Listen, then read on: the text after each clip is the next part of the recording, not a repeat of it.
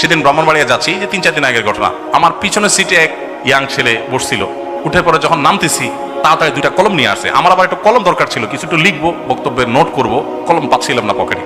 তো সেই কলম ধরাতে আমি খুশি হয়ে গেছি। আমি চিন্তা করলাম, আরে আমি কি আল্লাহর ওলি হয়ে গেলাম নি কোনো, যে কলম দরকার, এটা কলম ধরে বসে আছে সামনে। তখন সন্ধ্যা হলো 2টা ধরছে কে আবার, পরে দিয়ে আবার পুরান কলম সে ধরছে। আমি বললাম, কিরে বাবা? আমি বলছি, আমার গিফট করতেছে মনে হয়, আমার কলম দরকার এই টাইমে, আমার কেরামত যায় এগুলো কিনা। পরে বলে যে না, আমার বোনের কালকে এসএসসি পরীক্ষা, একটু ফুদিয়ে দেন। তো আমি বললাম, পরীক্ষা ভালো ফলাফলের জন্য ভালো করে পড়ালেখা করতে হবে, আল্লাহর কাছে দোয়া করতে হবে, সাহায্য চাইতে হবে। আমি দোয়া করে দিলাম, আল্লাহ তোমার বোনের ভালো ফলাফল দেখ, তাকে শরিয়া সম্মত চলা তৌফিক দান করো, দোয়া করে দিলাম। যাও। না হুজুর, একটু কলমটা ফুদিয়ে দেন। আমি কলম ফুদিলে কি লাভ হবে? আপনি একটু কুলফুল্লাহ পড়ি ফুদেন। তো আমি কি আর করবো, বেচারা দেখি ছাড়ছে না, নাছর বান্দা। তো আমি কুলহুল্লাহ পড়ি ফুদিয়ে দিয়েছি ওর কথা অনুযায়ী। পরীক্ষায় ভালো ফলাফল বা অন্য কোনো কিছু, এগুলোর মালিক কে? আল্লাহ। আল্লাহর কাছে দোয়া করতে হবে। কোনো পীর বা কোনো মাজারে থাকা কোনো মানুষের ক্ষমতা নাই কোনো মানুষের পরীক্ষার ফলাফল নিয়ন্ত্রণ